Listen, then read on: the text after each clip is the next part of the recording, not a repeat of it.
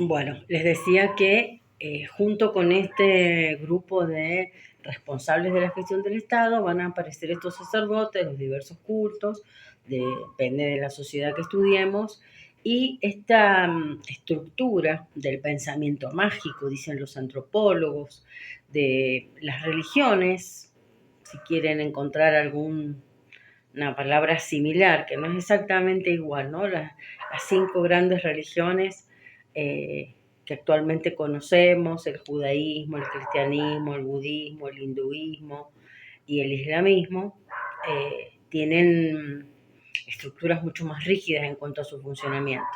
El pensamiento mágico es más amplio el concepto y puede hacer referencia a los cultos politeístas o a las prácticas de sociedades de hace 150.000 años vinculadas a los fenómenos de la naturaleza. Bueno, lo importante es que este grupo de gestores políticos, estos burócratas y el responsable de la administración de los estados, junto con estos grupos de sacerdotes o que tienen que ver con el pensamiento mágico, van a ir provocando una asimetría social. Hay un grupo que tiene privilegios y otro grupo que no los tiene. Esta estructura tuvo diversas características, podían ser reyes, emperadores, faraones, Huaytlatoanis o Tlatoanis, Zapainca.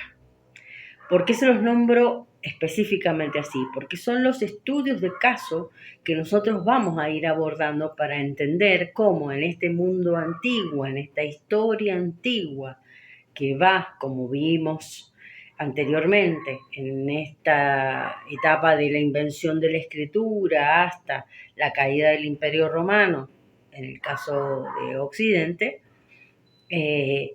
vamos a ir viendo estos distintos ejemplos, ¿no? Y por eso tenían esos nombres, estos jefes de esas estructuras estatales. Hay que pensar también que aparte de esta asimetría social aparece un territorio sobre el cual se ejerce el control, aparecen grupos que son responsables de sostener el cuidado, el control y eventualmente la guerra, y la guerra es toda una característica del Estado antiguo. También aparecen excedentes productivos de diversos bienes, pueden ser alimentarios, pueden ser artesanales, imagínense excedentes de producción de vasijas de cerámica o excedentes de producción de mantas, de algodón o de lana, o excedentes productivos de puntas de proyectil.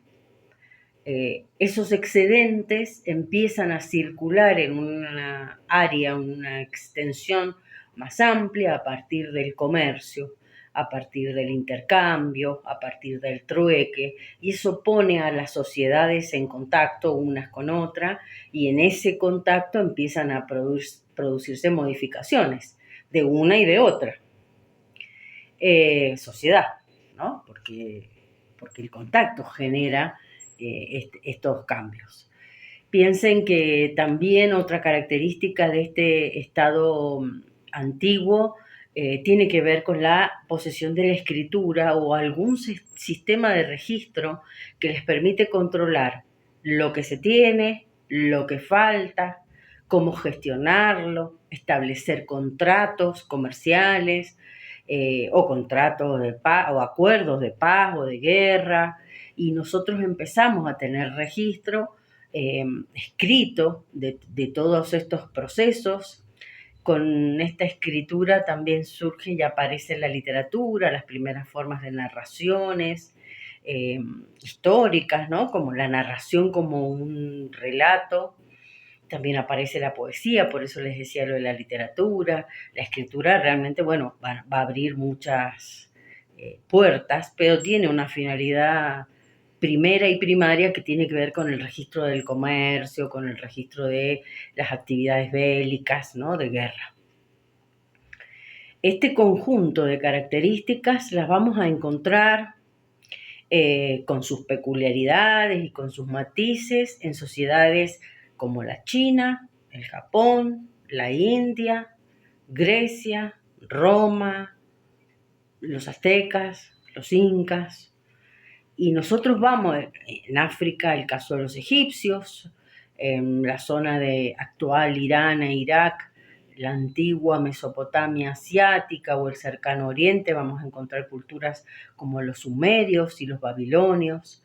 Y vamos a ir estudiando estos ejemplos en alguno de estos aspectos en los que más se destaquen, en los que a mí me interesa que a ustedes les quede registro de cómo este proceso no es un proceso aislado, ni un proceso que se dio fortuitamente, sino que buena parte de las características de lo que son las sociedades estatales nosotros las vamos a encontrar replicadas actualmente. De hecho, vivimos en una sociedad donde existe un Estado, e incluso actualmente en la Argentina, en Mendoza, esto lo va a ver mucha gente, pero para nosotros, Mendoza, Argentina, estamos teniendo un debate sobre la función del Estado, el rol del Estado, lo está proponiendo la gestión política, pero bueno, todos los que estamos involucrados, los historiadores, los antropólogos, los sociólogos, los filósofos, también estamos como sumándonos a esta discusión, a este debate, con mayor o menor impacto. Bueno, eso no es motivo de este video. Lo que sí me interesa que les quede claro entonces es que el tema, la problemática del Estado antiguo es una problemática muy amplia, multidimensional, como les digo siempre, y en esa multidimensionalidad va a aparecer un elemento ambiental que lo va a marcar muy tempranamente un gran arqueólogo en la historia de la arqueología, cuando estudie las culturas estas que les cuento de Irán e Irak, y esta va a estar vinculado al agua, ¿no? La idea de que estas grandes sociedades se van a desarrollar en torno al agua y aparecen ejemplos muy claros como los sumerios y los babilonios asociados a los ríos Tigris y Éufrates, en ese cercano oriente, en ese actual Irán, Irak que les decía recién, los egipcios asociados al río Nilo, al río Amarillo los chinos, al Ganges los hindúes, a las lagunas a los lagos de Xochimilco y Texcoco, en el caso mesoamericano.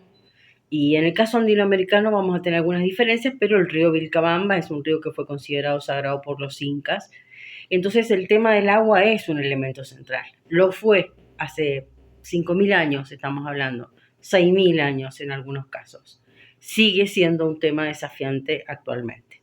La provincia de Mendoza, la ciudad de Mendoza, está fue fundada en un lugar donde habitaban los huarpes, y está asociado a lo que se le decía, según las fuentes históricas, el río de la ciudad, que sería el canal Cacique Guaymallén actual, y está asociado al agua, ¿no? La idea de el agua como insumo humano para la vida, pero también para la irrigación, para terminar con fuegos repentinos que podía causar un rayo de una tormenta, el agua como un elemento y un insumo vital.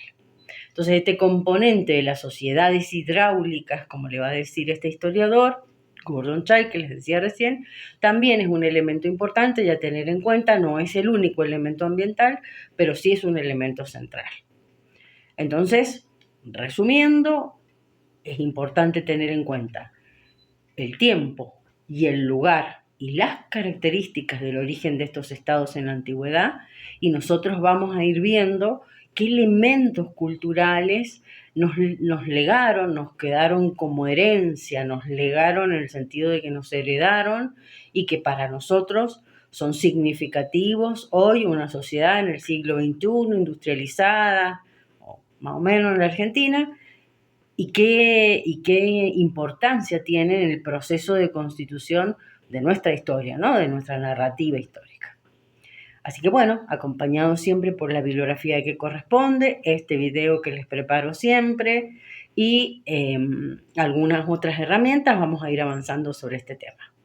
Bueno, les deseo lo mejor y siempre a disposición de un clic si tienen una duda. Un gran cariño.